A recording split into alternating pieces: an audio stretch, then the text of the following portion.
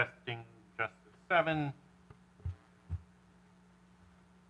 Testing Justice 6. Testing Justice 5. Testing Justice 4.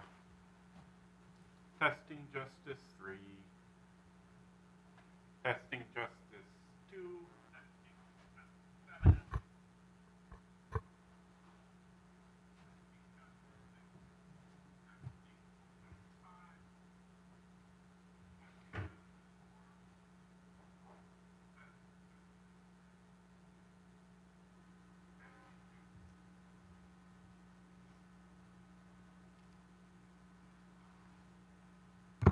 Testing podium.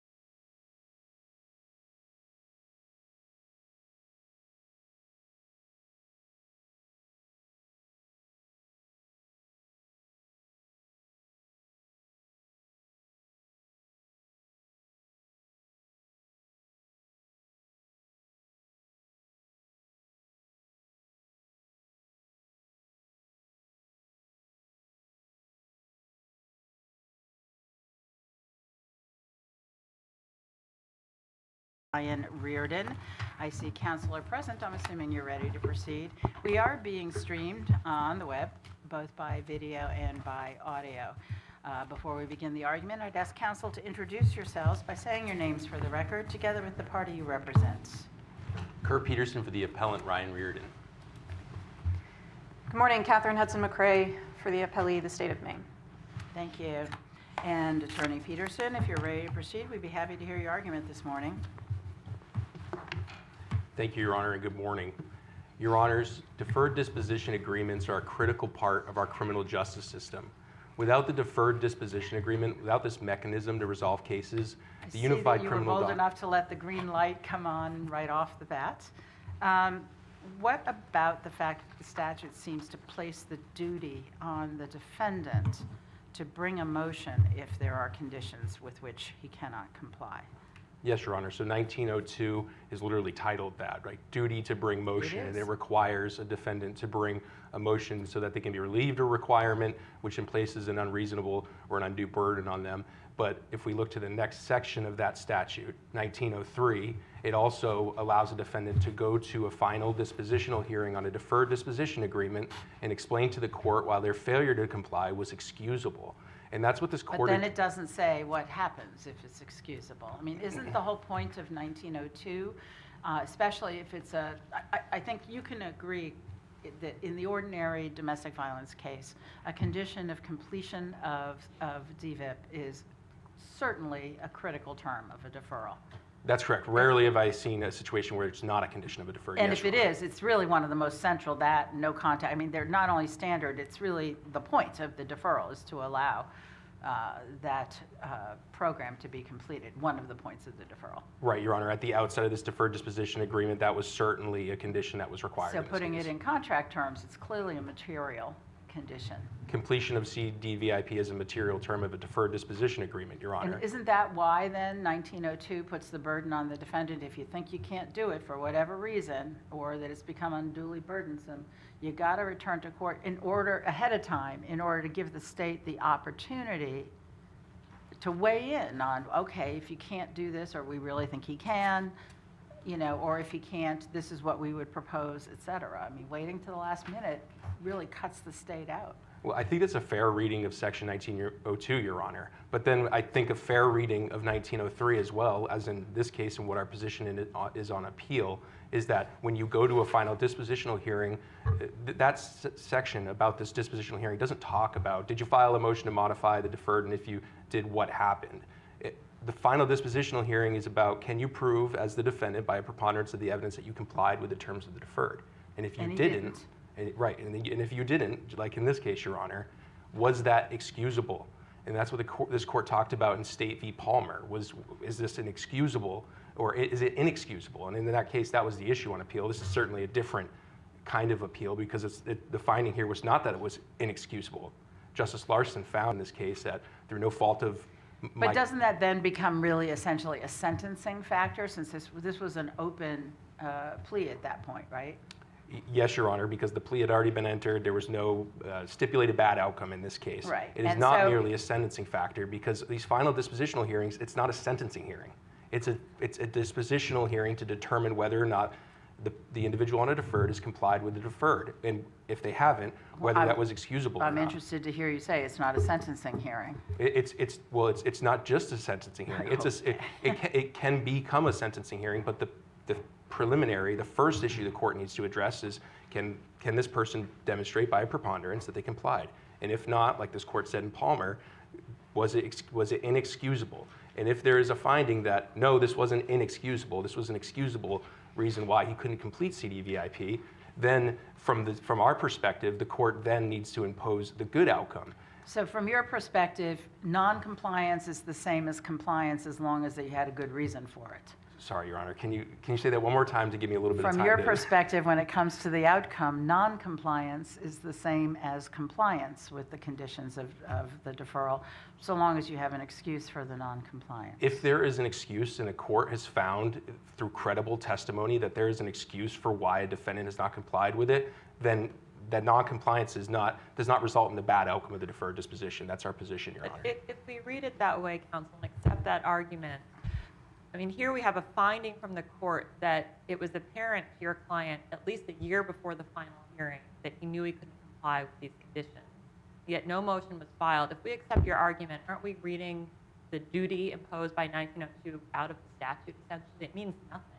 Well, Your Honor, I would disagree and say if that was the way that the court approached this, then I would suggest that we're not reading Section 1903. You can't reconcile these two statutes and say that 1902's duty on a defendant kind of subsumes the court's dispositional hearing at that return date hearing on a deferred. Why couldn't? It doesn't do that, but the statutes read together, don't they contemplate that if the defendant doesn't make that motion, then his noncompliance is inexcusable? And if you don't conclude that, it puts the court in kind of an awkward situation of having to determine whether we have jurisdiction to hear an appeal from an excusable from excusable noncompliance. So it makes more sense to me to read the statute the other way.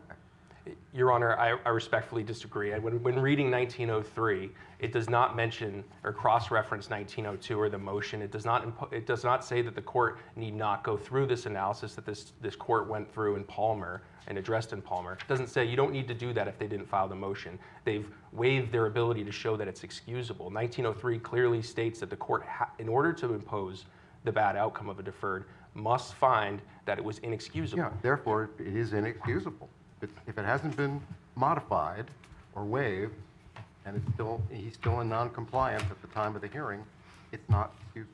Well, Your Honor, I would suggest, I disagree, and Justice Larson didn't agree with that either. He clearly found that this was an excusable reason why he did not comply. But doesn't that then raise a jurisdictional issue? I mean, under Section 1904, it's only if you've been found to have inexcusably failed to comply that you can appeal, and that's a discretionary appeal.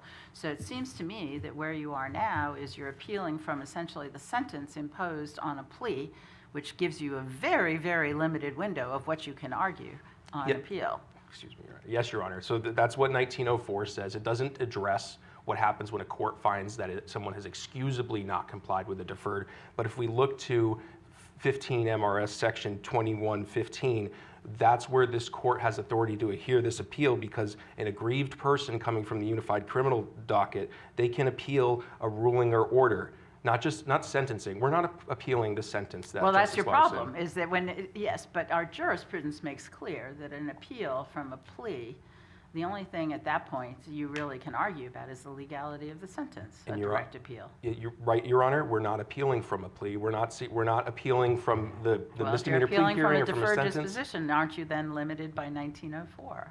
I don't believe so, because the 1904 does not address what this case is about, which is inexcusable. Then 1904 has no meaning to it, if anything can be appealed. Your Honor, I just don't think that the statutes clearly state what happens in a case like this, and that's why the fallback from our position is 2115, which says that on a ruling or order that we are aggrieved from, in Justice Larson's multiple-paged order regarding permissible actions when somebody has excusably not complied with the deferred, that's what we're appealing from, not the plea, What not the impact sentencing. are we supposed to give, if any, to the fact that this deferred disposition doesn't seem to fall into the statutory definition of a deferred disposition, because it requires a refiling of a different charge, which isn't what the statutory scheme seems to contemplate. We understand it's commonly done, But let's go to the statutory language, shall we? And what weight are we supposed to give that? Well, Your Honor, I believe that this court, the deferred disposition in this case, we're not attacking its legality, right? So, But let's say it doesn't apply. Let's say there is no statutory framework that applies. Are you saying that you were misled into entering into this plea? Then the remedy would be a withdrawal of your plea. Is that the right remedy here? You could withdraw your plea and try the case?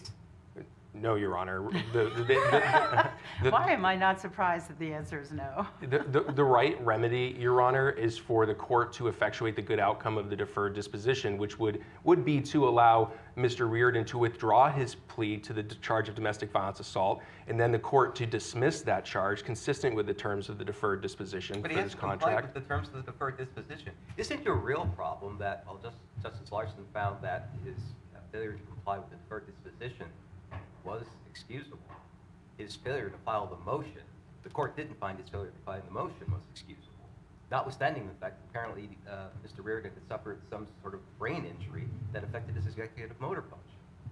Yes, Your Honor. And the court didn't find that. The court didn't find that his failure to file the motion is inexcusable, and therefore I'm going to approve a bad outcome and sentence him on the bad outcome of the deferred disposition. But he also didn't find that his failure to file was excusable. No, Your Honor. And respectfully, Your Honor, 1903 doesn't require a trial judge to do that, and neither does State v. Palmer. It doesn't require the judge to go through that analysis and say, we have to now, after step 3 of Palmer, go to step 4. If there's an excusable finding, then the trial court must address whether the defendant went through 1902's process. That's not something that this But court's that's held the obligatory. statute requires. Excuse me, Your Honor? But the filing of the motion is obligatory by statute. It's the statute is titled a duty to file. Yes, Your Honor. If we find that that is the proper process, in other words, the trial court should do the 1902 analysis first, do we have enough of a record here to conclude whether the failure to file the motion was excusable, or would we need to send it back for the trial judge to analyze that person? I don't think that Your Honor, I don't think there's a record where this court could make a finding or make that analysis for the trial court. I think it would need to be remanded and for the trial judge to go through that analysis, especially in a case like this where we're dealing with someone's executive function, which involves somebody's ability to plan and an ability to kind of deal with a deferred disposition. So We do have a finding, though, that I think that at least as of September 2023, a year before the final hearing, it was apparent that your client could comply. Is that enough for us to find that he should have filed a motion? I believe that was the point where he had an evaluation with the doctor that testified. The injuries took place much earlier, Right. Your Honor. No, that in and of itself, I don't think that there's enough for this court to be able to find that it was an inexcusable non-filing of 1902, and I also don't think it's required by statute. I don't think that a defendant, for example, a pro se litigant who's on a deferred disposition, and a requirement is to pay restitution to company X. So your argument is if there's a non-compliance with a particular condition, no motion is filed, and it comes to the dispositional hearing, that the court can sort of ex post facto excuse it, as the court apparently did here, and that takes you to the good result? Yes, Your Honor. I believe that's what Section 1903 in this court's ruling in Palmer allows a court to do. And I think in this case, the trial court felt hamstrung based on its ruling that it couldn't do that because it couldn't impose the good outcome in this case. So I do believe that's the case. So under 1903, I don't think there's a requirement that it's not a predicate to a final dispositional hearing that somebody had to have filed a motion to modify the deferred disposition requirements. And if I could finish my hypothetical, if company X, restitution has to be paid to that person, a pro se litigant finds out, a week before, tries to pay the restitution, which is consistent with the deferred, but can't because company X is dissolved or has gone out of business. There is no company X. They don't file a motion, they go to the final dispositional hearing, and it's, well, tough luck, you didn't pay restitution to a business that no longer exists. I don't believe that makes sense. Thank you, Your Honor. Thank you, counsel.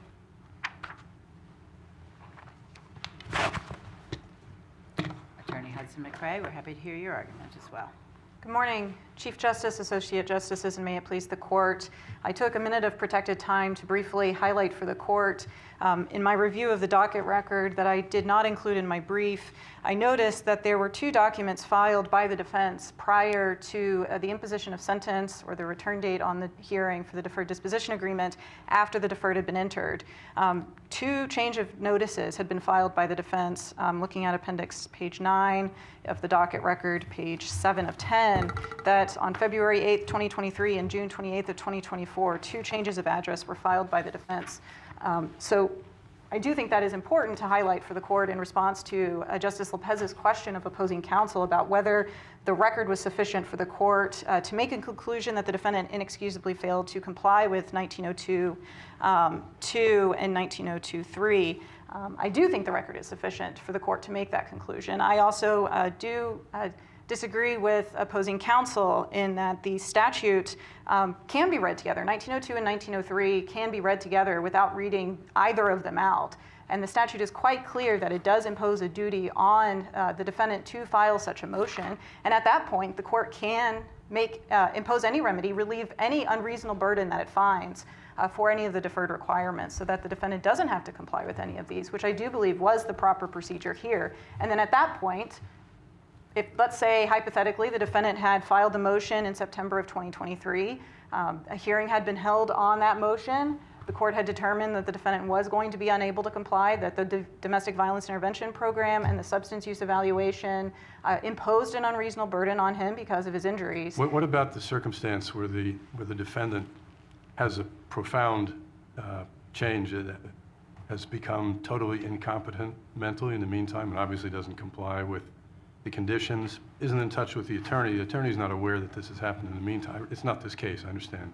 But in that case, if we adopt a hard and fast rule, mandatory motion, otherwise you're out of luck, doesn't that doesn't work, does it?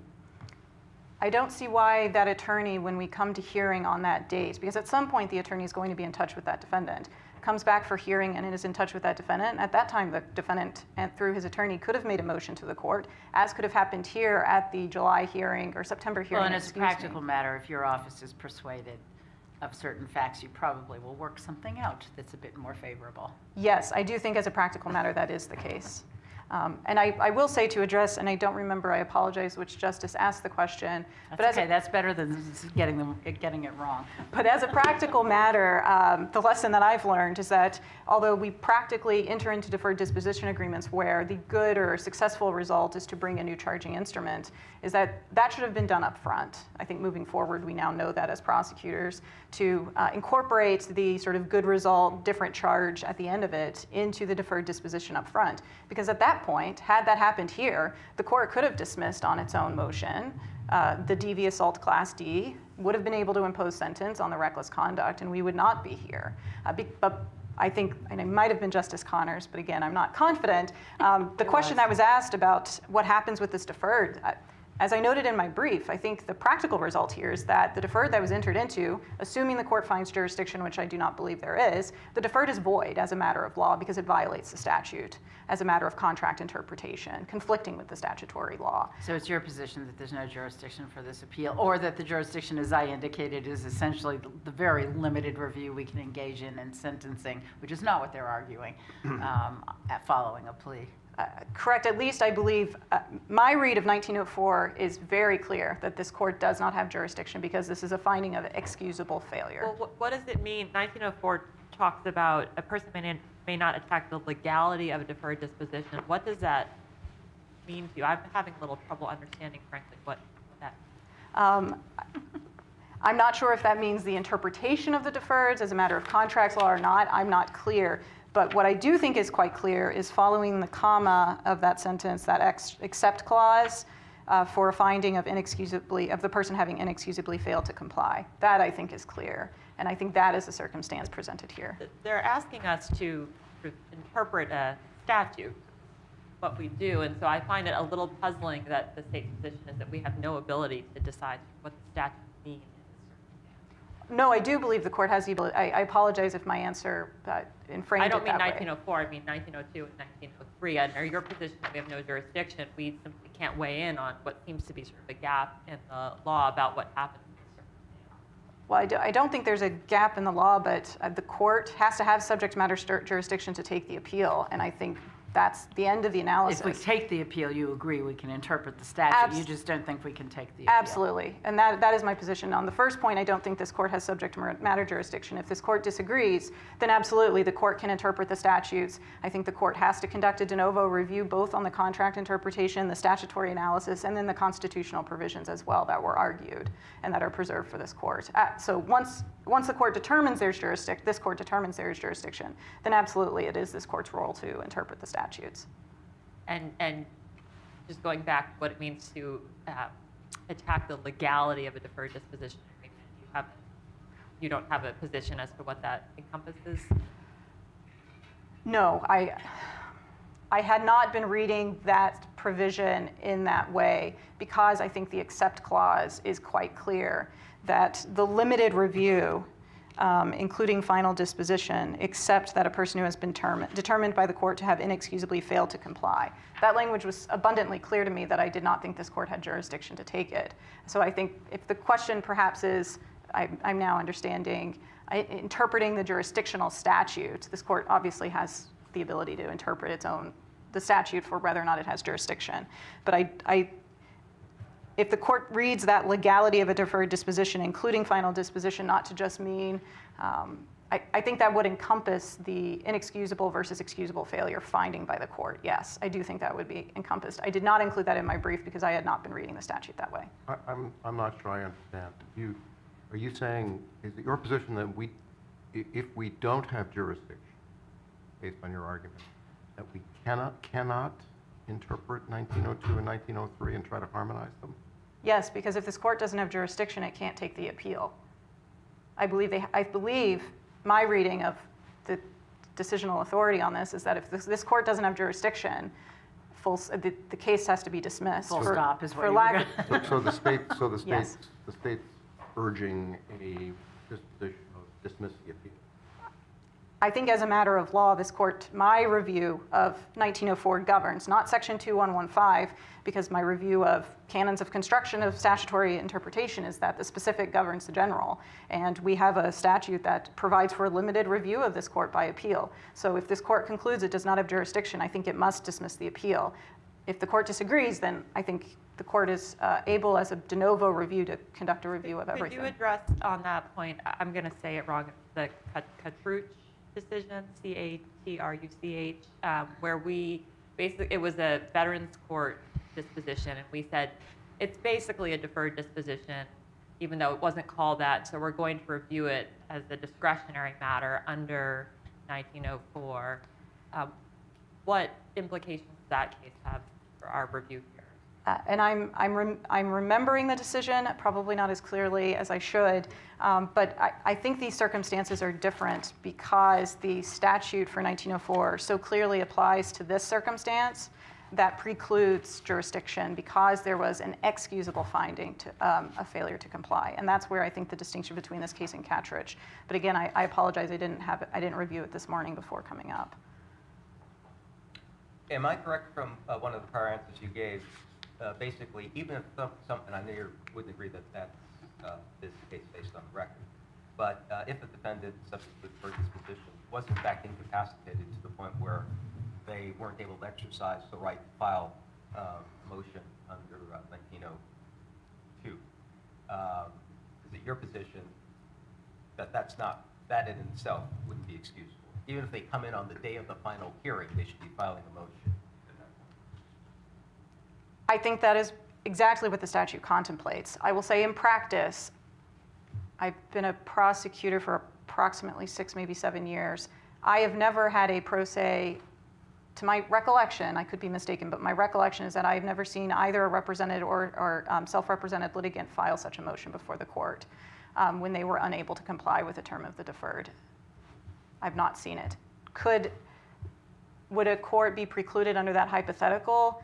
No, I think the court needs to take a trial court needs to take into consideration whether or not a defendant had filed such a motion, because then it would have put everyone on notice before the hearing as to the final disposition on 1903, what is going on.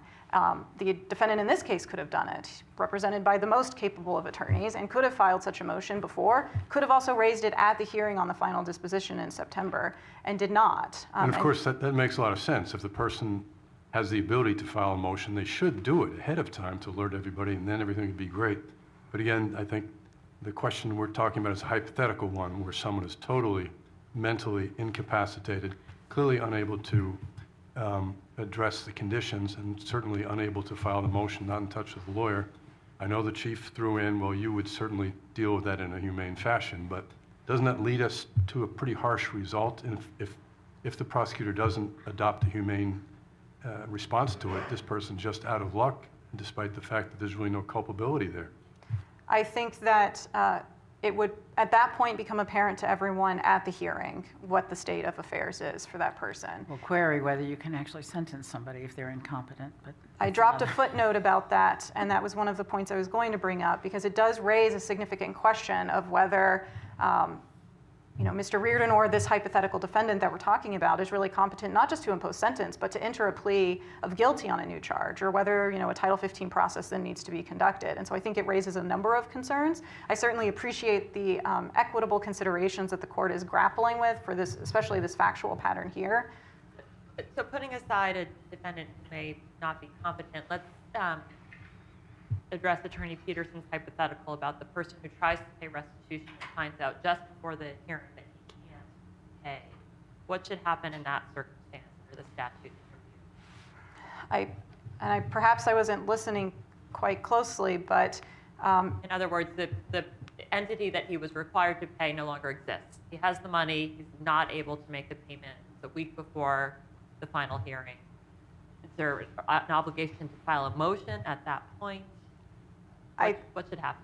Not to be too picky about the hypothetical, but I am going to be picky because in that case, the defendant had the money to pay, which is different than Mr. Reardon's situation where he did nothing at all.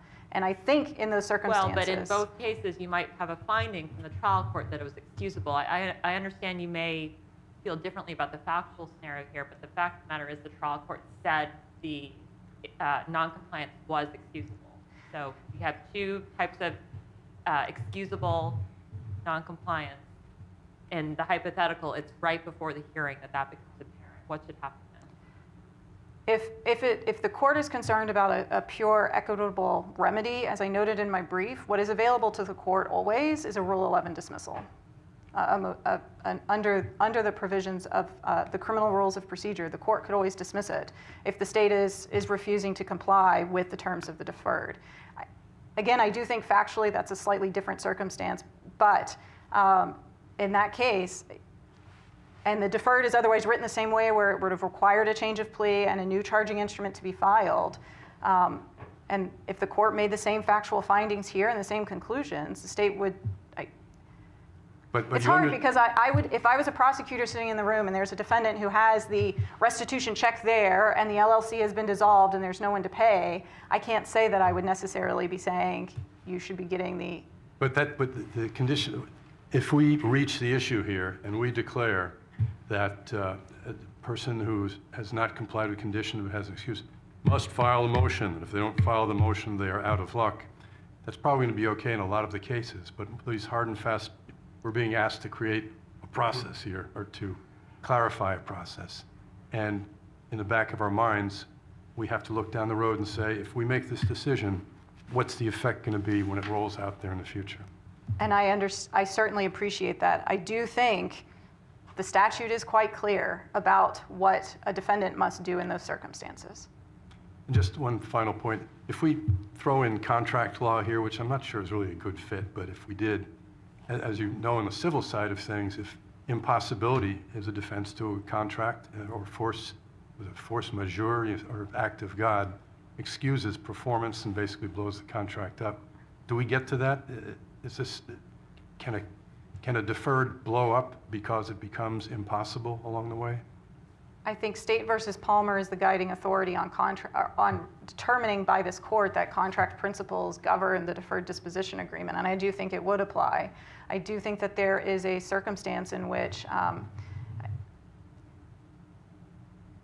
Yes, I do. I think that that is the case, yes. Okay. And that's why you need the motion, so that you can reevaluate whether there are other or different terms that ought to be imposed or could be imposed or asked to be imposed, or just go without, or what to do. Correct, and that's why I think, Go ahead.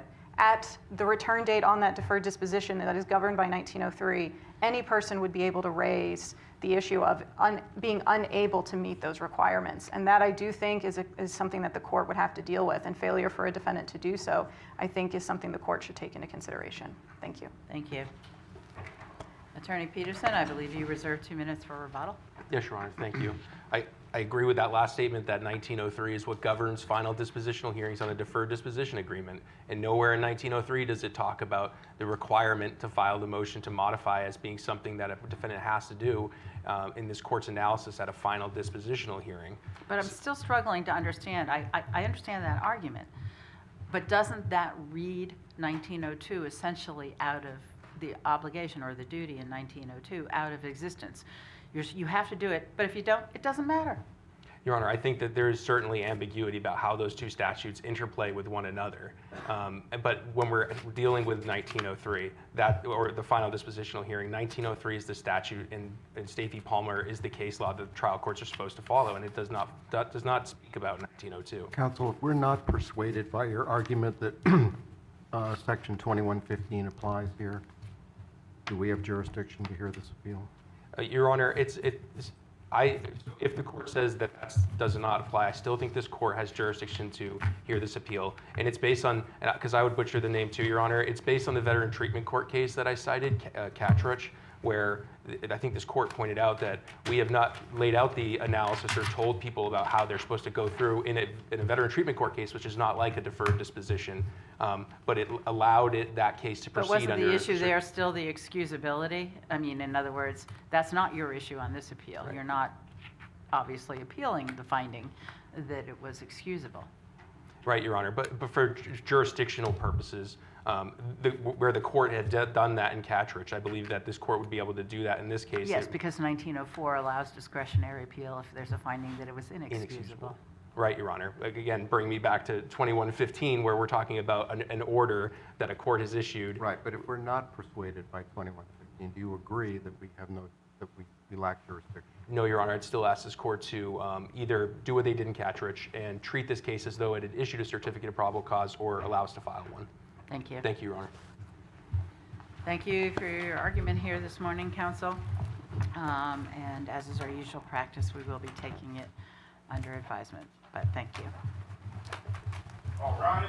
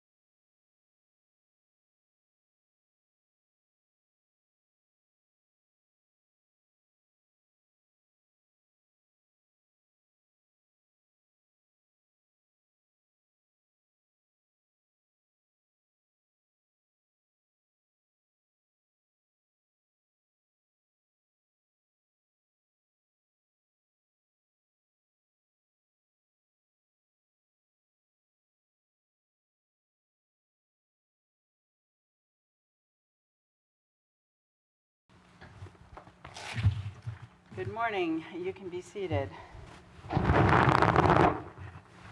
My apologies for the delay this morning. The matter before the court now is Somerset 25-258, the adoption by Kathleen C. We are being streamed on the web, so I would make sure to temper our remarks accordingly, both by video and by audio. If counsel would introduce yourselves before we begin by saying your names for the record, together with the party you represent, starting with the appellant. Good morning, Your Honors. My name is Benjamin Block. I represent the appellants Tom and Kathleen, who are here today, along with the child's paternal grandfather, Darren. AAG Hunter Umphrey for DHHS. Jeremiah Rancourt for appellee adoptive parents. Thank you. Attorney Block, if you're ready to proceed, we'd be happy to hear your argument this morning. Thank you. May it please the court, we believe that the district court made two crucial errors in denying the appellant's Rule 60b-3 motion. First, it erroneously excluded from consideration post-judgment facts that corroborated and provided context. Counsel, I note that you permitted the green light to go on right away, which is unusual for a first-time arguer in front of this court, although Yes, I know Your it's Honor. not your first time doing appellate work. Isn't the real issue here whether the court had to give a hearing on the 60B? I mean, isn't that what this comes down to, whether the court abused the discretion in denying the opportunity to have an evidentiary hearing? Yes, I think that based on the unrebutted record before the district court, it could have found in my client's favor. But to the extent that this court believes that there was not clear and convincing evidence of fraud, I think the allegations raised and the fact that the factual allegations were wholly unrebutted, yes, required a hearing. And I think Well, unlike a Rule 56, I mean, there's no requirement that on a Rule 60B motion that the opposing party rebut the factual allegations Correct. in any particular fashion. There's no requirement of an affidavit. There's no requirement of any of that. correct. Certainly, appellees were within their rights to rely on the burden of proof here, and my clients bore that burden. But I think that the case law suggests that there are circumstances in which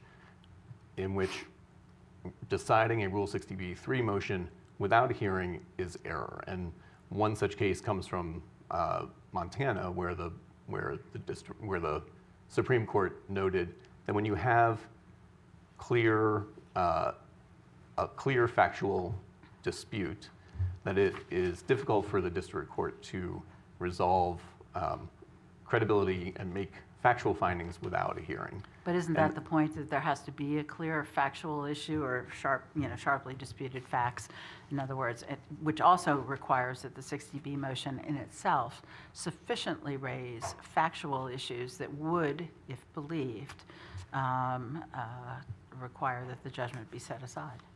Yes, and we believe that those facts were presented here. You have not only evidence as set forth in the affidavit of the private investigator that... Well, you have evidence that since the time of the hearing, I think I would suggest that there's evidence that since the time of the hearing, there's certainly a suggestion that the adoptive parents are no longer an intact family. Correct. But I'm not sure there's any evidence presented that would suggest that was the case at the time of the adoption hearing.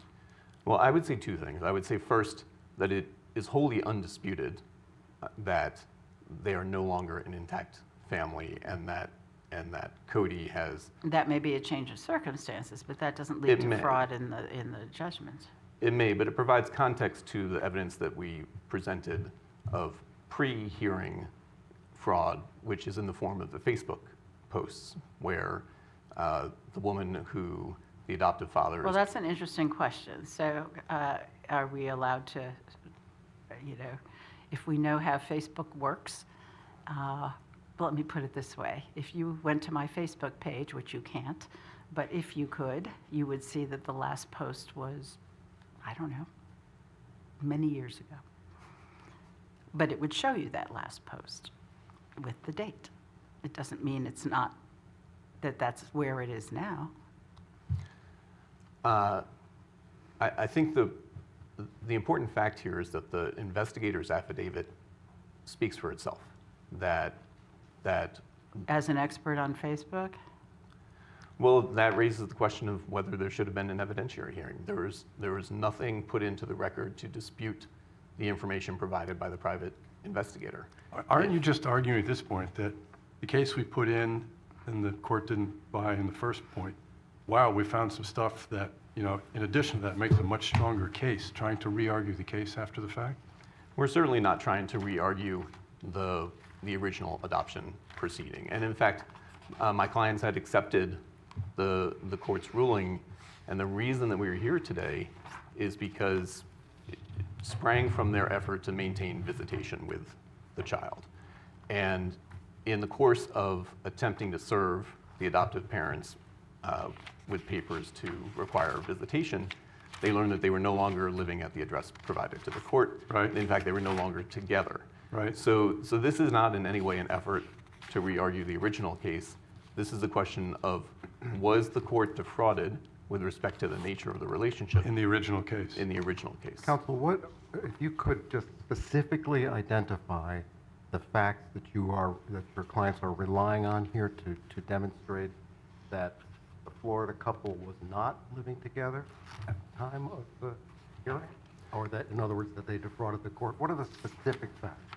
Not talking about the post-hearing circumstances that changed, but the pre-hearing, what evidence is there that you're presenting that shows that pre-hearing or during the time of the hearing, or that period of time, this couple was either not together or was attempting to defraud the court?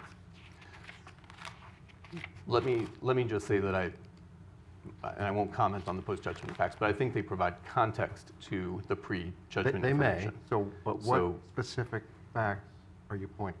Yes, I would point to the fact that the adoptive father's current girlfriend, I will say, in 2022, had listed on her Facebook page that she and the father were in a relationship. But isn't that the problem? I don't see how this is, there's nothing in what you've submitted that shows that this was done in 2022. That's what I don't understand. You have a private investigator who apparently downloaded these photos, presumably sometime in late 24 or 25. I forget what the dates were. Right. It was after Right. the hearing in this case. And there's nothing that shows what the date is on this.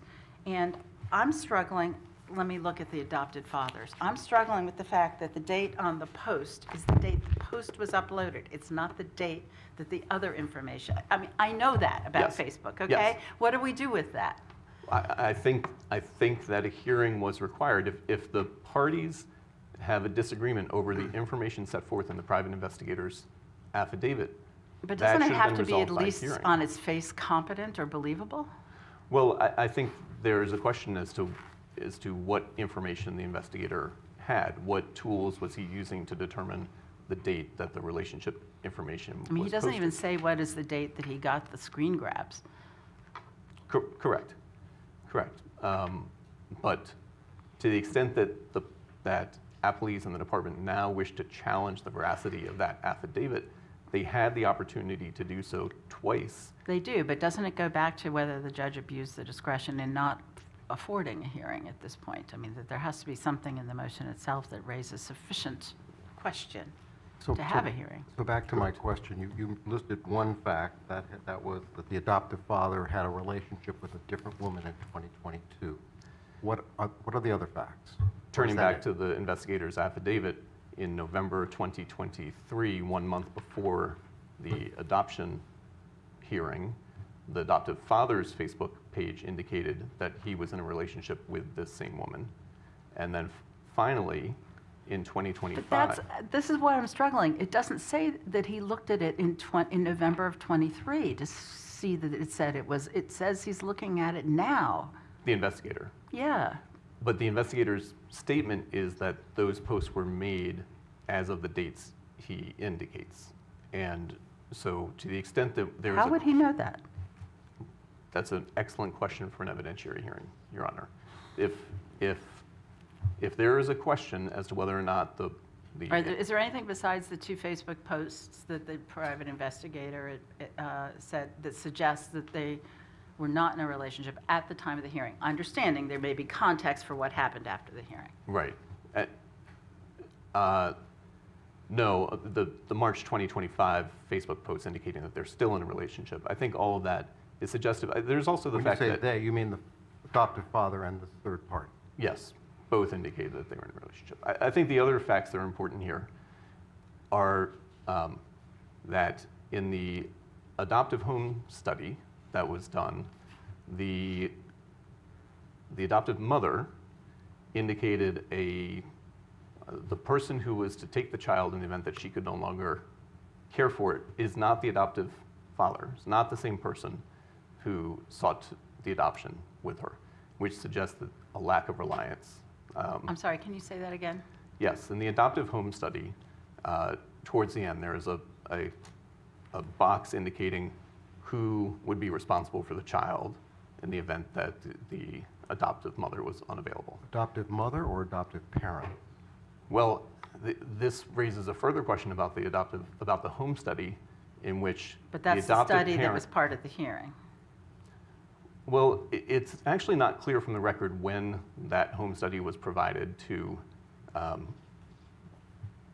my client's counsel at the hearing, because there's a discussion at the end that there is an approved home study, and my client's attorney asks for a copy of it.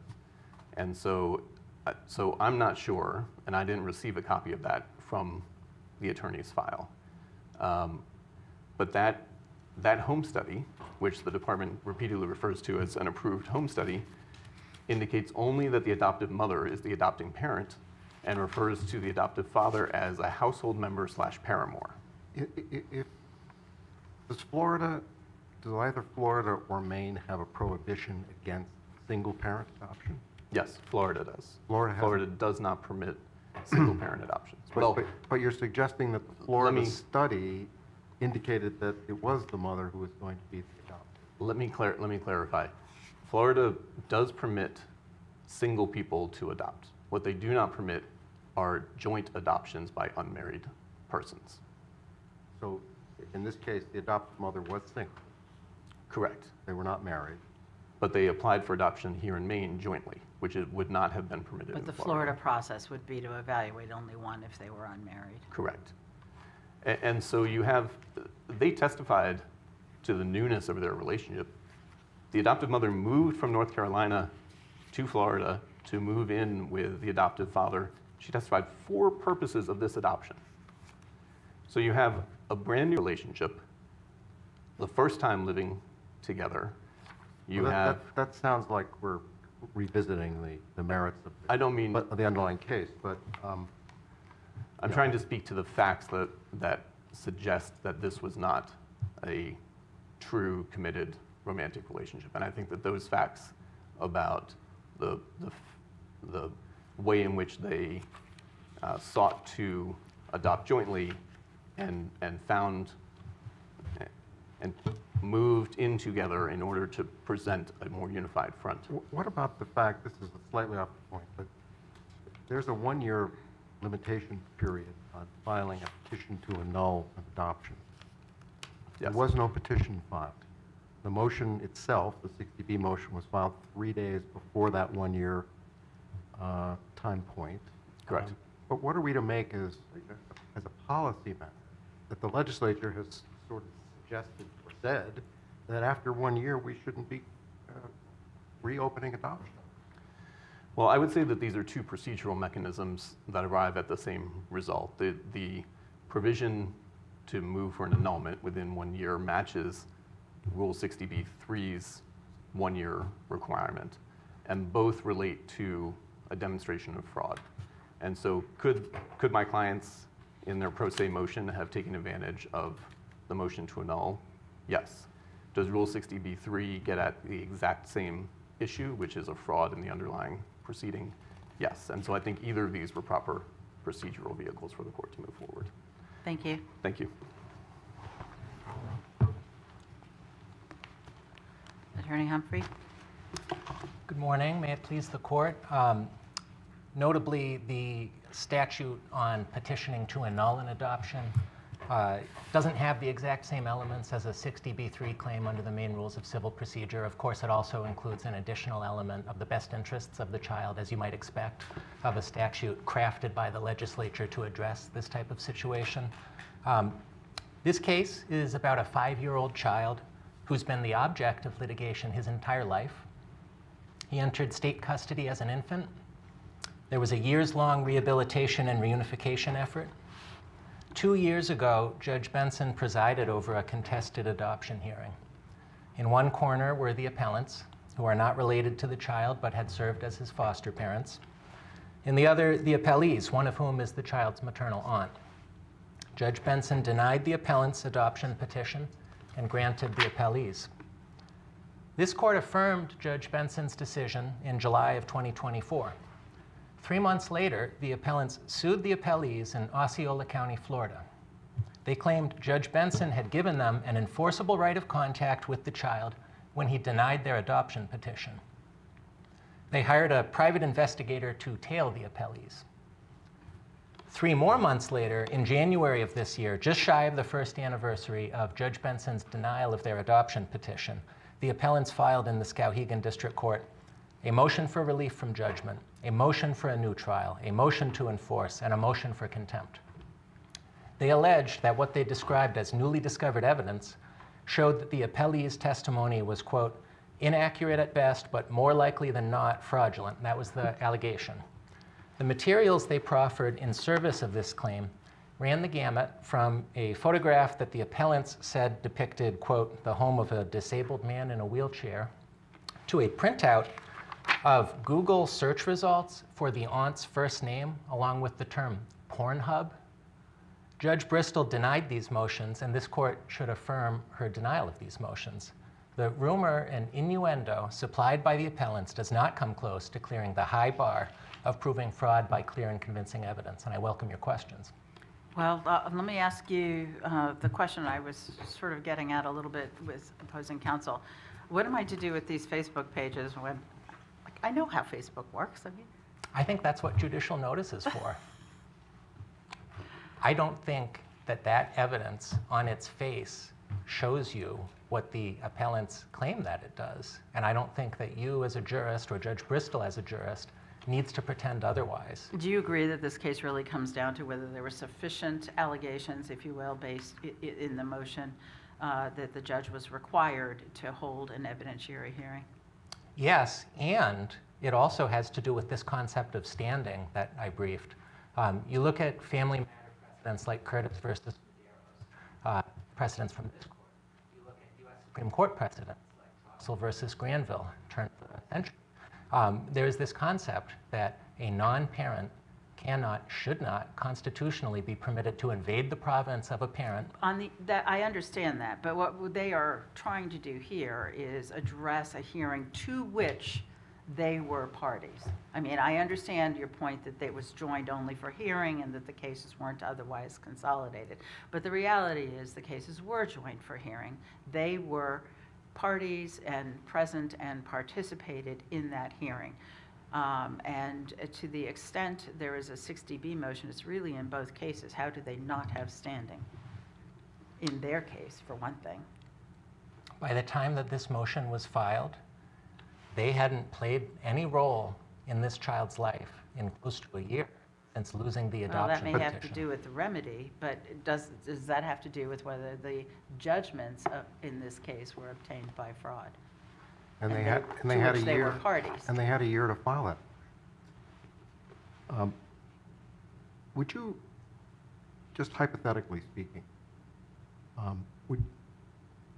would you agree that if fraud had been perpetrated on the court, if, for example, one or the other of the adoptive parents misrepresented facts to the court, that a 60B3 motion would be timely and appropriate? First of all, if fraud had been perpetrated, that needs to be rooted out. No one in this room can tolerate fraud being perpetrated on the court. The legislature's- adoptive mother did testify that we lived together. The allegations we are now seeing is that, or that are now being made, is that the parties were not living together. And if you read Judge Benson's decision, he is very clear that he is basing his decision on this couple as a unit, not on one parent or the other, but as a unit. And if it turns out that they were not a unit, shouldn't that be a concern? And shouldn't there at least be a hearing, assuming the proper facts have been alleged, to make out a prima facie case under 60B3? The allegations need to have some level of support. Many post-judgment motions for relief are decided on the pleadings. There's a burden incumbent on the moving party to come to court with support for the allegations they're making. We see, in this case, a giant Bob Beeman level leap, jump to conclusions. That's how giant of a leap we're talking about, 2 conclusions. They see something on Facebook, jump to the conclusion that that says something about what the status was years in the past, as though the private eye had the power to gaze years into the past, looking at someone's publicly facing Facebook page. Someone had argued, I don't know if you or brother counsel, that the Cassidys here did not exercise appropriate due diligence, that they should have discovered this information prior to the hearing, or at least prior to the final result of the hearing. But wasn't this child in DHS custody? And wasn't it DHS's obligation to do a full investigation of this matter? Absolutely, and I'm not, having been counsel on both successive appeals, I'm not familiar with anything in the record that suggests DHHS did otherwise. In the first appeal, there was extensive attention paid at trial and on appeal to the ICPC process, where DHHS worked hand in glove with its counterpart in Florida to follow procedures, to have Florida do an assessment there. In addition... Right. So my only point is that, doesn't that have some bearing on how we would view the obligation of Cassidys in this case to conduct due diligence? They were relying essentially on the department's efforts to investigate the situation. They were private individuals, free to do as they pleased. They cannot come forward, no one can come forward, step into a court of law and accuse another party of fraud, and in fact, under these circumstances, accuse another party of the crime of perjury without a basis for that. It's a matter of candor.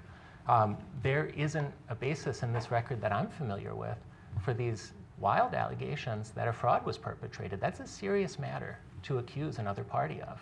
Is any of the evidence that's being proffered here evidence that could have been discovered by due diligence at an earlier point? Or is this something that simply could not have been discovered during the course of the trial itself? Well, I appreciate that question because I think this is a good opportunity to review what exactly the private eye did. Walked around near a home where he believed these individuals were living and took photographs of people's yards and made comments on them. That could have been done then. Printed out Google search results for the aunt's first name along with other terms that interested him. That could have been done then. And the same is true of the sleuthing he did on their publicly facing Facebook pages. All of those steps could have been taken if anyone thought it was important to take them at that particular time. Is that required under Rule 60b-3? I mean, 60b-2 addresses newly discovered evidence. 60b-3 doesn't impose that same requirement, does it?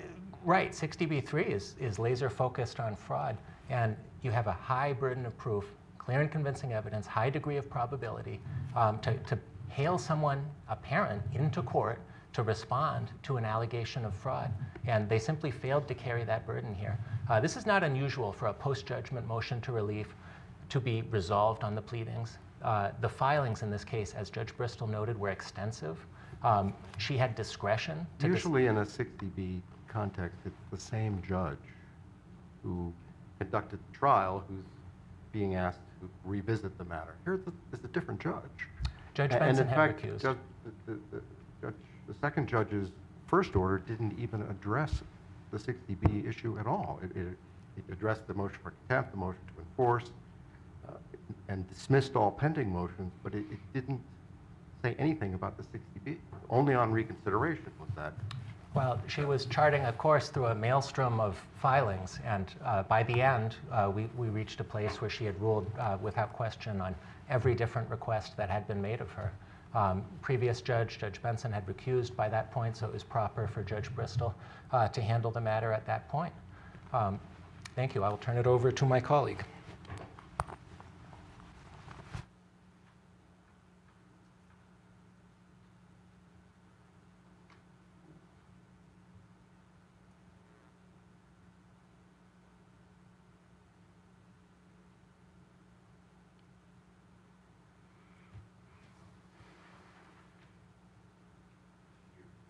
Your Honor, I was here to argue in regards to the justification for the attorney's fees here. Specifically, the trial court judge said this was baseless, these filings. Are you suggesting the attorney's fees are done as essentially a Rule 11 or under an award of discretionary? I mean, there's no statutory authorization for attorney's fees here, is there? We filed a motion for Rule 11 sanctions in this case, and the court stated that these were baseless. That the Was the award of allegations- attorney's fees in connection with the 60B motion, or was it really in connection more with the motions for contempt and enforce, et cetera? I think it was in content. It was for all of them. The original filings, if you remember, included this motion to enforce and for contempt. Correct. There's- And that to enforce an obligation that one would suggest was never imposed. Exactly. There's no obligation. There was the case law And was that might be clear on that. arguably frivolous, but is the suggestion that the Rule 60B was also frivolous under Rule? I think that the 11? argument here is that it was baseless, that these allegations, this evidence that was provided does not meet even a modest threshold standard. It fell well short, according to the court, of what the standard is, which is a heightened scrutiny for allegations of fraud. Falling well short, though, is not the same as frivolous, is it? I think, it's certainly, she also calls it baseless, and I think baseless. There was no rebutting at that stage by the Florida people that what they did previously, that they weren't living together at that time. They never said that at the 60B stage, did they? I didn't think there was any obligation because, again, the Have they even burden been was on the served? other side. Have What? they been served? The with other the side? 60B? No, your clients, have they Yes. been served with the 60B? I think there was a question on whether or not that was correctly done. They were sent to counsel, me, after we had, at that point, parted ways. And so there was no in-hand service? There was no hand-in-hand Rule service 4. of this 60B.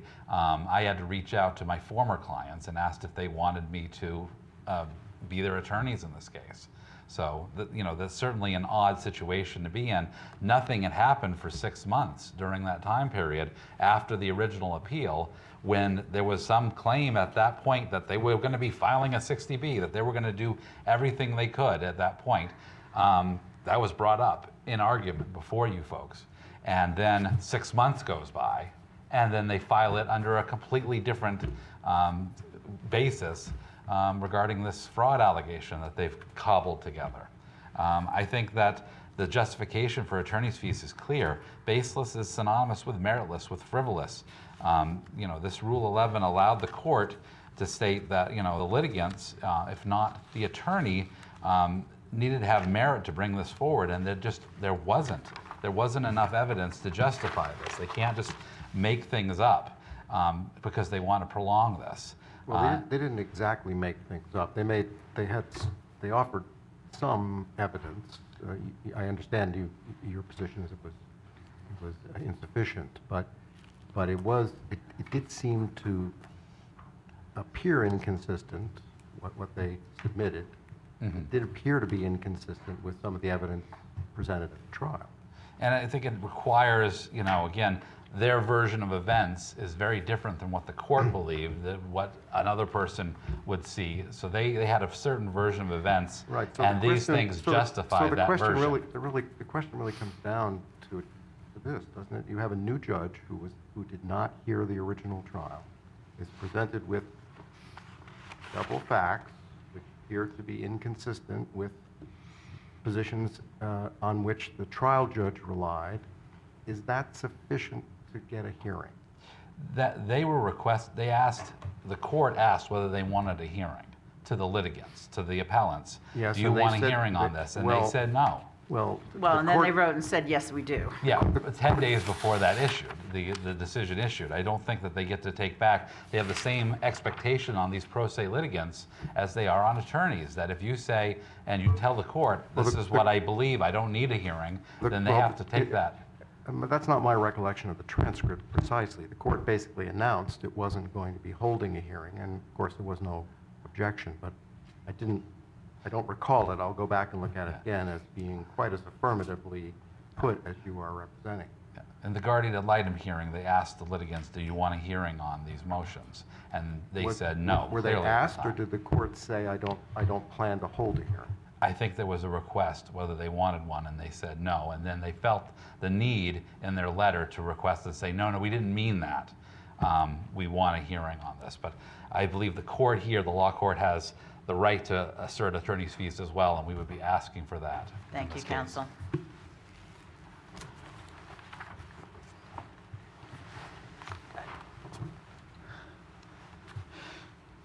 Attorney Block, can I ask, what about have the adoptive parents in this case actually ever been served in hand?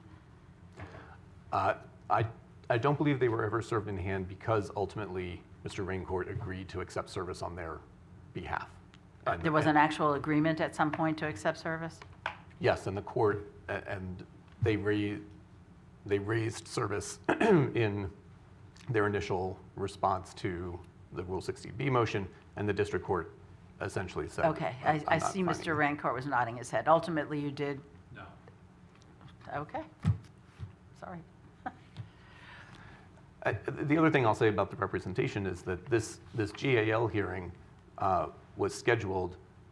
Mr. Raincourt was, on behalf of his clients, party to that. He was not present because it turned out that the GAL fee had been satisfied in the GAL's mind.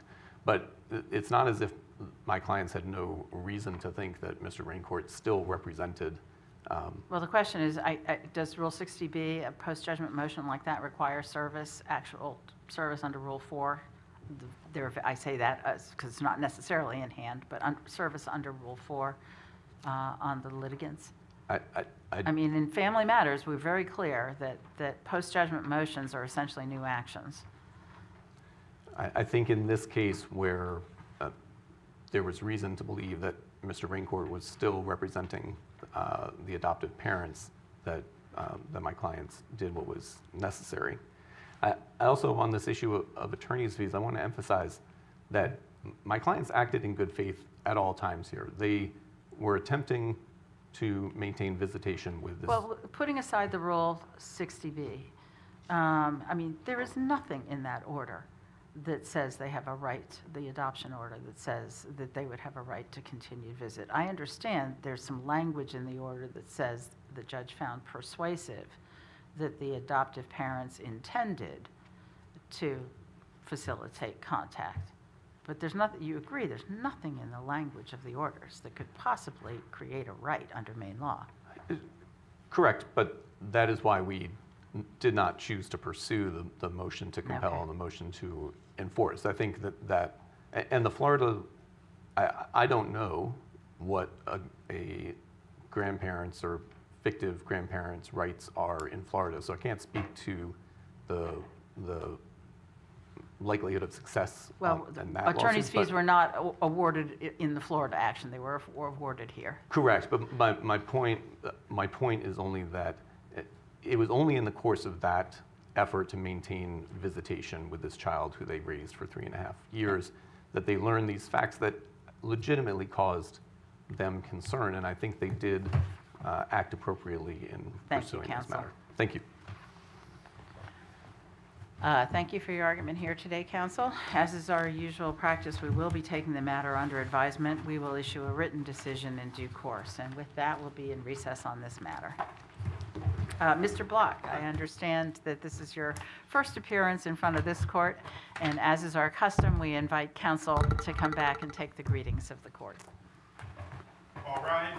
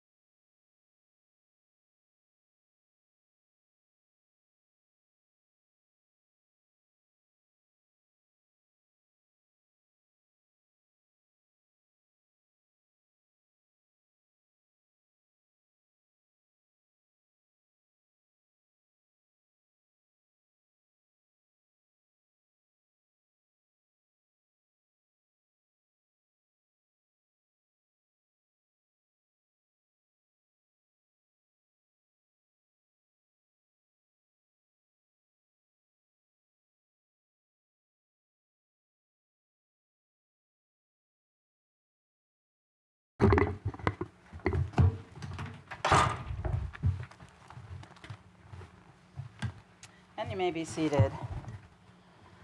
The matter before the court is York 25-135, Thomas Boyd versus Kelly Boyd. We are being streamed on the web, both by audio and by video. I would ask, before we begin the argument, that counsel identify themselves by saying their names for the record, together with the parties you represent. Peter Sear, I represent Kelly Boyd. Good morning, Michelle King. I represent Thomas Boyd. Thank you. And Attorney Sear, if you're ready to proceed, we'd be happy to hear your argument this morning. May it please the court, I represent Kelly Boyd. She is the appellant. I would suggest to the court that there are numerous issues that are involved in this case that frankly may very well require a remand. The first is there is economic abuse that took place in this case. Isn't that a factual question? I think it is a factual question. The court made And what do you findings. point to as economic abuse? The fact that Thomas threatened to burn the house down unless Kelly transferred funds Does that from meet her the account. definition of economic abuse in the statute? I would suggest that it does, Your Honor. It clearly meets that. In addition, Thomas exploited Kelly's resources. In other words, her contributions and also her credit in order to refinance, to benefit from a much better loan and refinancing provisions. Well, let's talk about that. So you've argued transmutation, but in fact, the whole problem here is that it wasn't put into her name, right? Frankly, the title was not put into her name. I know that there's documents on the financing. The title was not put into her name, that's correct, but that's not, this court and the family court and the family law will routinely, there can be a situation where a wife purchases a property while the people are married. It's only in her name. Clearly if it's acquired during marriage. But the problem here is that at least the original title was prior to marriage. But isn't this really in the nature more of like, I don't know, like a fraud claim, i.e. detrimental reliance, right? A misrepresentation inducing her to sign on to the note. I mean, isn't that really what you're saying is? He represented she would be put on the deed. He never did it, but he represented that she would be, and that's what induced her to sign on to the note, both in 2011 and in 2021. I think the court could absolutely look at it that way. So and what the do you trial do court, with that, though, with marital property? Because the court has equity in marital law. And so if the law, and that's the whole point of equity, if the law is so strict in its determinations of whether it is marital property or not marital property, the court has an opportunity through the factors, through its mandate to distribute the marital estate in an equitable fashion. And the court could certainly take into consideration that exact argument that we've been making, that Thomas really, was essentially fraudulent with Kelly in this whole situation, fraudulent with the bank as well, filing an application saying that this is going to be held jointly, and then not following through on that. So is that really the basis for this transmutation argument then under Coppola, that essentially there was an objective, and the judge found that there was an objective manifestation of an intent to transform it into marital, even though Thomas said that that really wasn't his intent? There was an objective manifestation of that intent. And in Coppola, we said generally by placing in a joint, but this is your position, as I understand it, would be even though it wasn't placed into a joint, given all the circumstances, it's as though it were. No, that's exactly correct. My argument is that Thomas does do acts, does do things that where his intent is manifested, whereby, and the intent would be, judge me by my acts, not as what I say. So if Thomas is saying, which the court didn't necessarily consider credible in the trial court, but if Thomas is saying that, oh, no, I always told her that this was going to be, my property alone, that's his words, but his intent, his actions were, okay, we're going to refinance. I'm going to sign this application saying that this is saying that we own this together. and frankly inducing you to join in with me to be obligated on this note. His actions. Is your isn't it- argument No, is your argument that the court factual findings on this issue are clearly erroneous, or that the court didn't apply the proper legal test for transportation? And if it's the latter, where do you get that from the record? So it is absolutely the latter. I would suggest to the court that, to this court, that the trial court made findings that certainly suggest that there was an intent on Thomas's part, actions on Thomas's part that showed his intent to make this marital property from an objective standpoint. So it's certainly the latter, Your Honor. but if there were other facts that the court relied on to find otherwise, then isn't that an issue? I mean, we're looking at this, if it's a factual question as to what the court actually determined, we defer to that unless it's clearly erroneous. So, and the problem here, Your Honor, Justice Douglas, is that the court makes findings of facts that really neither the appellant or the appellee dispute. What the court doesn't do at the trial court level is analyze those facts with the law to come to a legal conclusion as to whether this property was transmuted or not. And we had asked, both parties filed, appellant in particular filed a Rule 52 motion asking for further findings of facts and conclusions of law. And the trial court's judgment in this case is absent of any analysis whatsoever.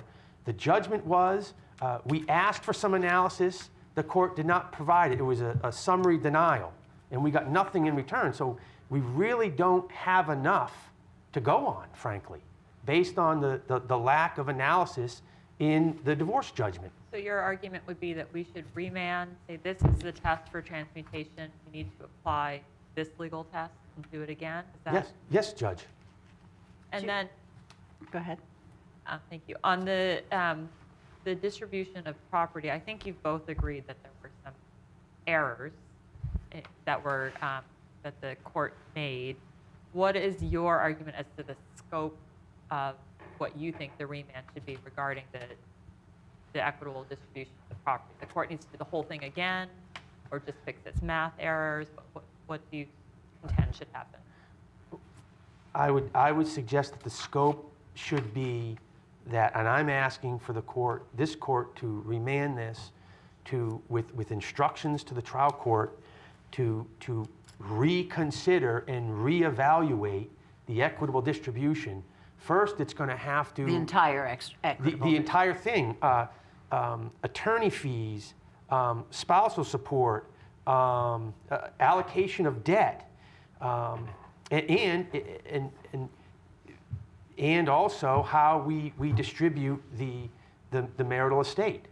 All of that should be on the table, depending on how this court instructs the trial court legally with respect to transmutation, frankly, because whether or not, and even with respect to appellant's argument with respect to the issue of whether the court improperly included interest payments with respect to the principal, if this court were to find that was error and it was not harmless error, that would then increase Mr. Thomas's non-marital estate that would be set aside to him. Well, and there's a variety of math errors in the There are a variety of math errors. That is fair. It was very disturbing, frankly, and there's no, and even after the two Rule 52 motions, there was no explanation. The chart, the exhibit that the court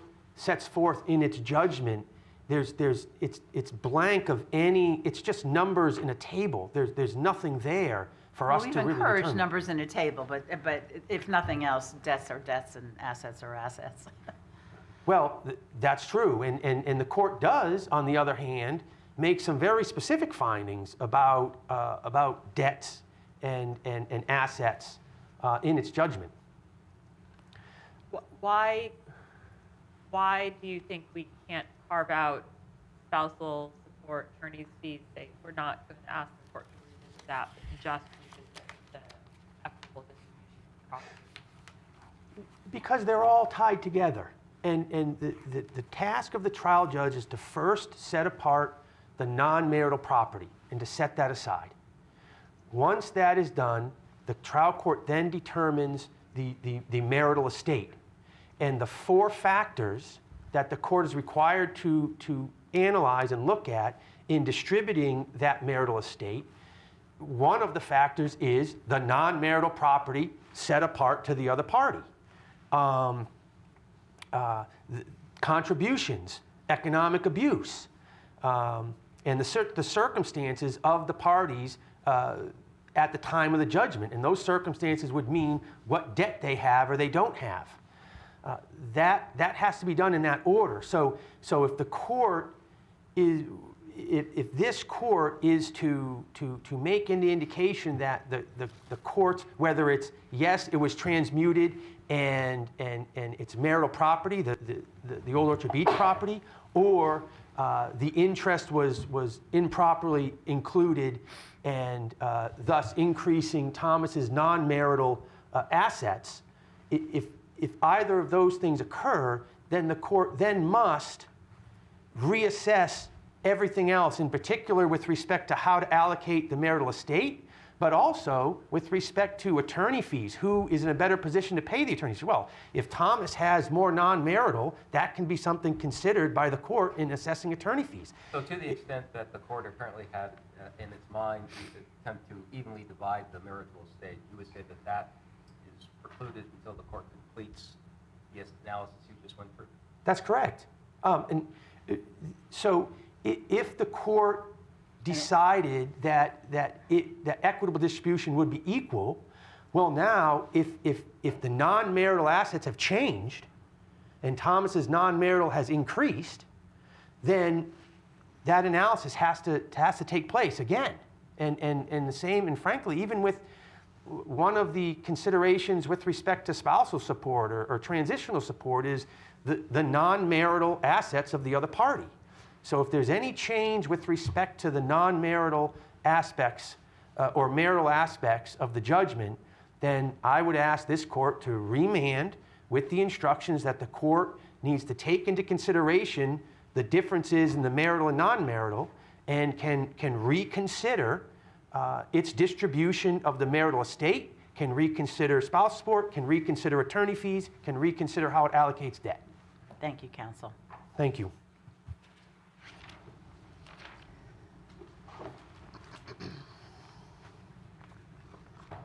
Attorney King.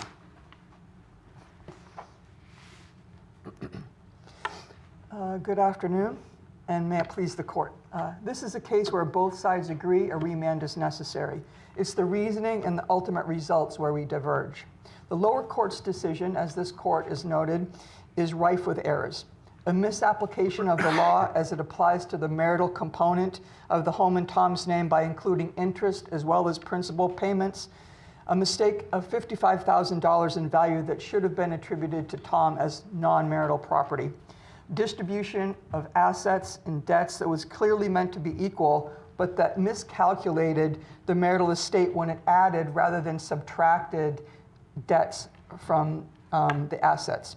Items distributed to Kelly that were placed in Tom's column, no consideration of debts that were assigned to Tom, an adoption of the defendant's erroneous figure for an equalization payment that changed the original payment from $95,000 to $174,000 with no explanation whatsoever by the trial court, a number that I can't reconcile no matter how many times I do the math. But the lower court did get some things right. It did not apply the transmutation theory set forth by the defendant, a theory that has no applicability in this case in accordance with this court's decision in Coppola v. Coppola. It declined to find that Tom economically abused Kelly, while making findings demonstrated that it clearly did consider all four of the factors in property distribution. Tom asks that this case gets remanded for the lower court just to fix its mathematical miscalculations and issue an order in accordance with his findings. I'd be happy to take any of the court's questions. You said the transmutation doctrine. Let's go to that. Let's assume, I understand these aren't the facts, but let's assume it were undisputed, okay, that it was refinanced, in this case, both 2011 and 2021, putting her on the note. Let's assume the documents for the refinancing all said, without any crossouts, that they would hold the property jointly. Let's say Thomas said, yep, I told her we were going to hold the property jointly, I just never got around to doing it. I believe there's a case on point, Your Honor, for that. I'm not sure if it's in Coppola, but there was one case that talked about it being different if it was not accomplished by way of mistake or by fraud. But that's not the case here. Well, is it? I mean, essentially what the judge seems to have found for facts is that he, basically represented to her that he was going to put her on the deed. The documents represented that. That's what induced her to sign and take responsibility for the note. I don't see how he would have, based on what he was reporting for income, I don't see how he would have gotten the refinancing without her. And that he, in fact, whether secretly or after the fact changed his mind, doesn't really matter, didn't, and frankly, apparently didn't intend to put her on the deed. Isn't that exactly fraud? Well, I would suggest not, Your Honor. I mean, the lower court certainly did make the finding that it credited Kelly's testimony, that they had a conversation whereby he agreed to put her on the deed if she signed the note. His testimony, however, was clear that he had purchased the house by himself right after they had first met, and that, in fact, both parties agreed that it was going to be his house solely. And Originally. Tom testified consistently throughout the hearing that he had no intent of adding Kelly on the deed whatsoever, that it was, in fact, a joint endeavor in terms of signing for the note, but he had no intention whatsoever. And the lower court didn't credit that testimony, but it didn't find it non-credible either. It made no finding as to Tom's intent. Just to back up a little, you're not saying that our transmutation test has a bright line that says if there isn't joint tenant title, that's it, end of story, can't possibly be, under any circumstances, transmutation. You're saying we do have to still look at intent? Well, I found no cases that didn't draw that line, Your Honor. All of the cases that I found here in Maine on the transmutation. You don't think Coppola still includes an indication that you look at intent? I mean, I understand what you're pointing to, the fact that the court said that in that case, the husband's intent was clear, that he only put the house in his name to avoid tax advantage or to get tax advantages. In this case, Tom's intent was also clear. He didn't intend to put her on the deed. That was his intent was clear. But the court seems to, I understand that the court didn't carry through the findings, but this court seems to have made findings that even though that was his intent, he actually represented to her that he was going to do so, and represented to the financiers. The court made a finding that there was a conversation whereby Tom said that he would. Should we be clarifying on remand then? What is the scope of the transmutation? I mean, you indicated if there's fraud, and even if we agree that the judge didn't follow through with those findings, should we clarify that if one finds that, essentially she agreed to be on the deed based on a false representation upon which she relied to her detriment, that is sufficient or may be sufficient? I'm not saying as a matter of law, but it may be sufficient for a transmutation. Well, the issue of whether or not the transmutation theory applies is actually de novo. So if this court were to find that there were sufficient findings by the lower court, it's my suggestion that this court could answer that question of transmutation. What I'm suggesting is perhaps the lower court didn't follow through, if you will, follow all the findings through to an ultimate conclusion. Well, there would have to be some sort of pleading or suggestion that there was fraud for the judge to make that finding. And I'm not sure that that was adequately placed before the lower court. Okay. So you can have a bright line transmutation, got to be on the title. You can have one that says, oh, well, not, maybe we do also look at intent, but if it's his subjective intent not to put her on there, that's the end of the story. Or we could say, well, even if he doesn't subjectively intend to put her on, if he tells her, oh yeah, and he tells the bank, oh yeah, then you can still have transmutation. So you're saying which test are you saying is the right legal test?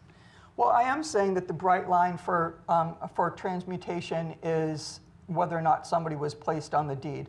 And I would also agree that the case law does suggest that if there is evidence of fraud, that would be a very limited circumstance in which the court could go back and look at the intent of the party. So I don't think it's as quite as bright as somebody being on the deed or not, but certainly that's a very big piece of this. And in this case, she's not on the deed, and I would suggest what the lower court did here was exactly the just result. Both parties agreed that when this property was purchased, they weren't married, and that the property was going to be Mr. Boyd's exclusively.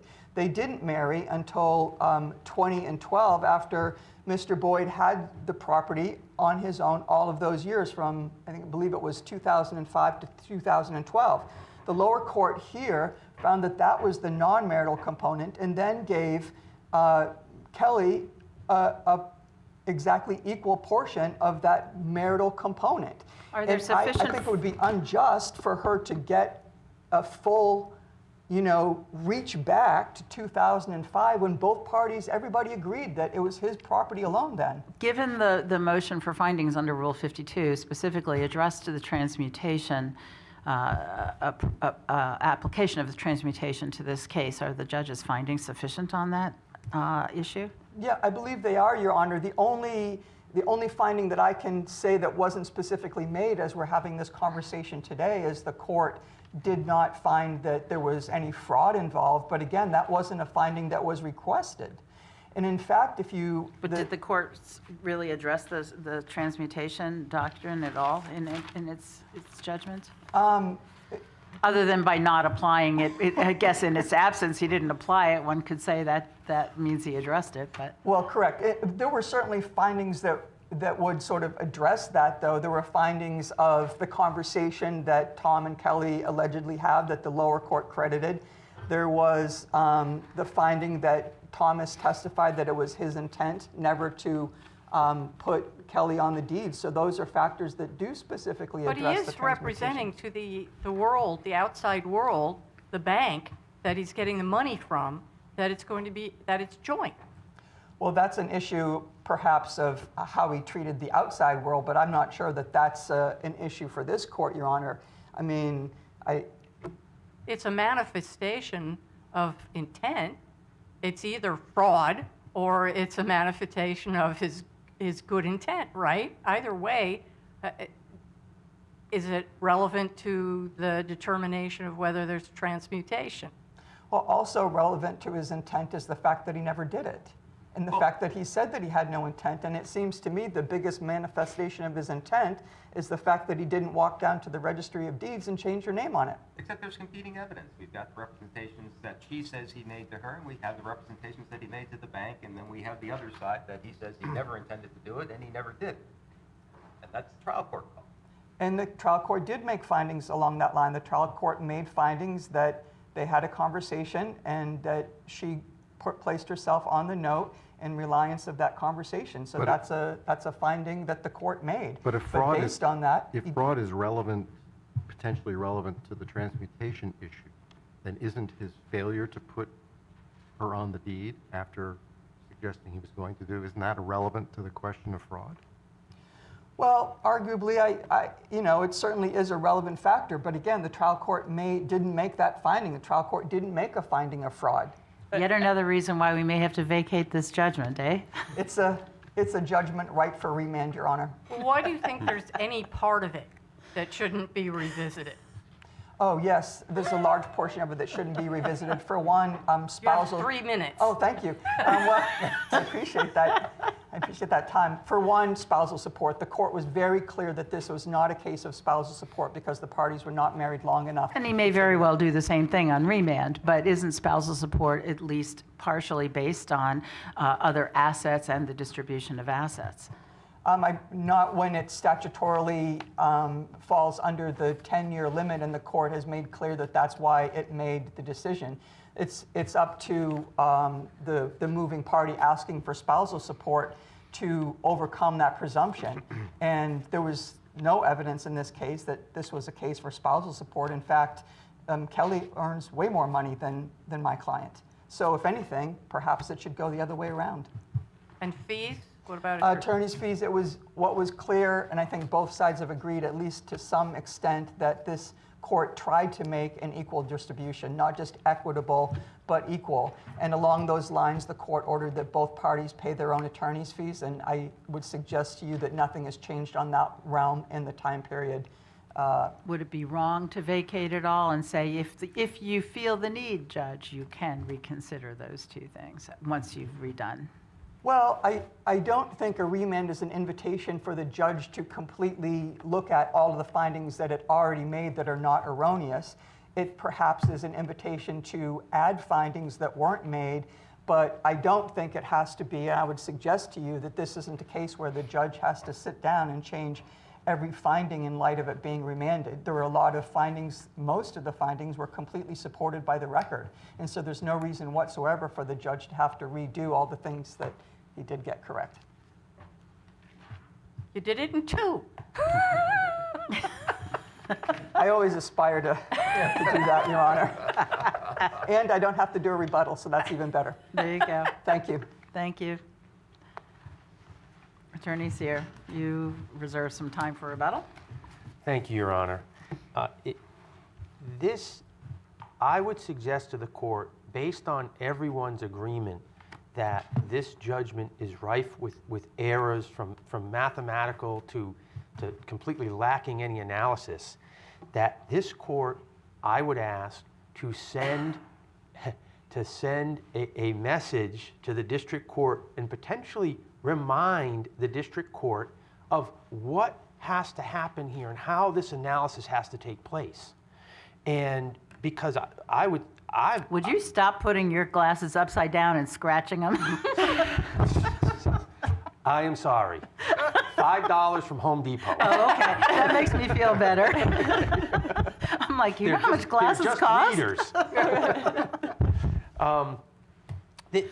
There needs to be a clear message on remand of how this analysis needs to take place. And to your point with respect to, I disagree with my sister here when it comes to the remand, because there's an issue of, if we're determining, if there's issues of what is marital, what is non-marital, and that changes, then everything else is contingent on that change. From spousal support, there's a factor in spousal support that says you consider the non-marital assets of the other party in determining spousal I think their support. point is she earns more than he does. That's the whole point. He wouldn't even have gotten the financing probably without including her income, because he shows like $700 a year for income. That is true, but I would remind the court that Kelly is losing her sight. She is disabled, and at this point without a home. So if the court can award the home to her, then that certainly, I would suggest, impacts, and we know that she is disabled and she is losing her sight, she's losing her hearing as well, that would be a consideration in determining spousal support. The same with respect to attorney fees. If Thomas is awarded more non-marital property, or if the court determines that the transmutation document does not apply, then the court needs to now reassess its attorney fees. Kelly spent, when all this was pending, she was the one paying the taxes. She was the one paying car insurance for both her and Thomas throughout this entire 2 or 3 year divorce process. all of that debt that she incurred, the court really never even addressed. So if the court does reconsider and say, yes, Kelly, all that debt is yours, then that should impact how the court distributes the marital estate. Thank you, counsel. Well, thank you for your arguments here this afternoon. We will be, as our usual practice, taking this matter under advisement. I'm glad to hear those were $5 readers and not $1,000 glasses. I was like, well, I kept putting them upside down on them, like, that's how you scratch them. So thank you, counsel. We'll take the matter under advisement and we'll be in recess for lunch. All rise.